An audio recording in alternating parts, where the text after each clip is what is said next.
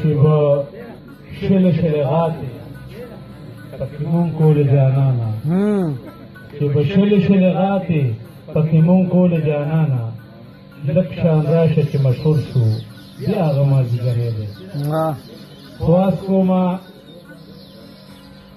ذوالفقار کیف صاحب ته چې هغوی راشي خپل کلام واوري د مارکۍ نه راغلی دي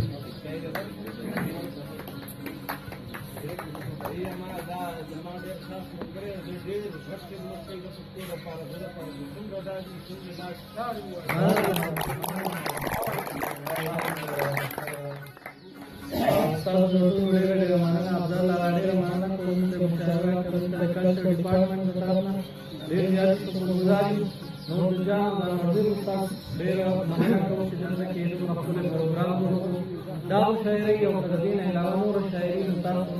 په پاڼه کې ویډیو کوم چې په فیسبوک باندې او په یوټیوب باندې باندې چینل تاسو کتلی شئ دا او پښتو معیاري شاعري تاسو کتلی شئ یو نظم د مجبور پدې چې د نظم په تاثر کې دی لکه یو پیغله شي لکه یو پیغله شي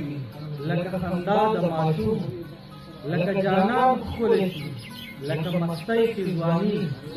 لکه غورځنګ کی شوي دا باسین موجونه لکه یعقوب ته چې وو لکه یوسف ښکلی شي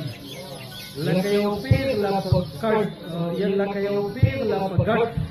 ناسته ادا کی شوي لکه د څوارلسو چې کله سپوږمۍ پوره شي لکه مسکی غوندې چې د جانان شونډې کې شي لکه چې مست بازونه د پګړ والوزي لکه مرغۍ چې کله ښه په جوړبند کې وي لکه یو ناوې چې وي په سور پالنګ کې ناسته لکه پښتون چې زما کله زلمۍ غوندې شي او ښه په برندو سترګو شډل بډل غوندې شي لکه یو مست مازدیګر د جانان څنګ کې چې وي لکه په اوړي کې چې د ګودر غاړه وي د مازدیګر بازونه د جانان زلفې وړي لکه د غره لمن کې چې یو شپونکی وچیړي د خمار ډک سورونه چې سپرلی راشي نو فطرت داسې فطرت ښکلی شي داسې فطرت ښکلی شي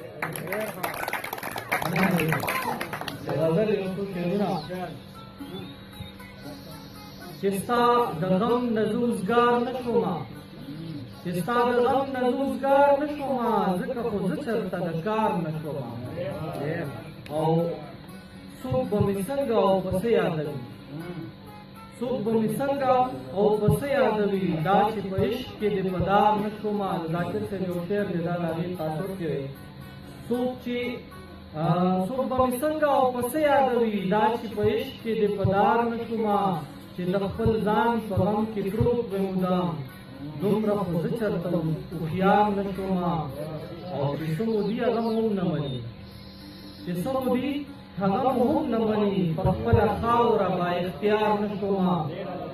او چې بې د مینې ژوند به څنګه تېروم چې بې د مینې ژوند به څنګه تېروم ځکه خو عشق نه دې کلار نه شومه او چې زه په مینه کې قرار نه شومه چې زه په مینه کې قرار نه شومه بېلتونه راشه په کلار نه شومه او څه زاره چاودي مزلونه کوم څه زاره چاودي مزلونه کوم خو لا تروسه زه په لار نه شومه او څو کلونه ورسره مې وشو څو کلونه ورسره مې وشو خو د ادب خلکو کې شمار نه شوم